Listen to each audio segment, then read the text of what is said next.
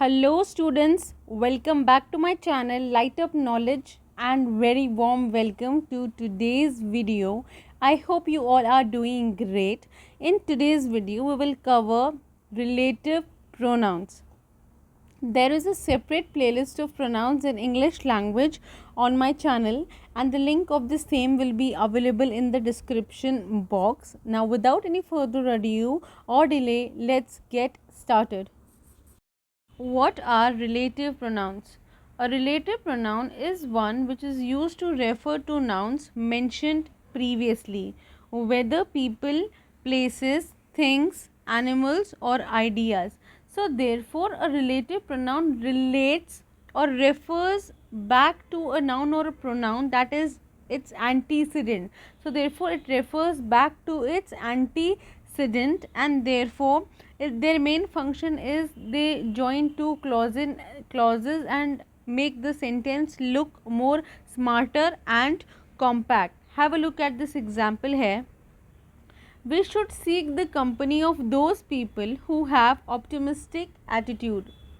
We should seek the company of those people who have optimistic attitude. So in this sentence the noun people is what is the antecedent of the relative pronoun who, right? Because it's referring back to its antecedent and its antecedent is people. So that's what a relative pronoun does, right? It refers back to its antecedent, it refers back to its noun or pronoun which is mentioned in the particular sentence, and by joining the two clauses the sentence looks more beautiful, more compact and precise. Presented before you is the list of relative pronouns and therefore it is a list of relative pronouns and in the bracket the uses are written, right? The first one is who. Whenever who is used to join sentences it will refer to subject of that sentence. Next is which. So which whenever is used as a relative pronoun to join two sentences it will always refer to animals and objects. It does not refer to human. Next is that. That will refer to people, animal and things. So it's versatile. So you can use it to refer to people as antecedent, as animals and as things. The next is when. Okay, so whenever you'll use when as a relative pronoun it will refer to time. The next one is where will refer to places. Okay, whenever you'll use where as a relative pronoun it will always refer back to a place which will be its antecedent. Of course that will be a noun. Next is why will explain you the reason. Okay, why will explain you the reason of the previous clause. The next one is whom refers to people,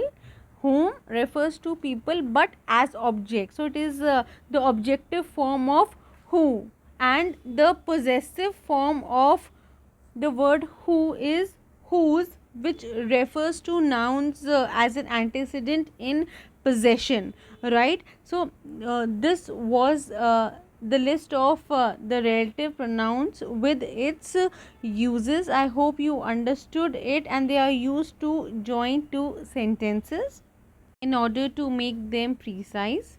Now have a look at some examples of relative pronouns in sentences. The elephant whose front leg was caught in the trap trumpeted loudly. Here the relative pronoun whose refers back to an antecedent, that is the elephant. The next example before you is the fish which kept struggling escaped from net. So in this particular example which is referred to the antecedent, that is the fish. The next one is this is the book that I have been speaking of. So here that is used as a relative pronoun which is referring back to its antecedent, that is a noun, and that is the book.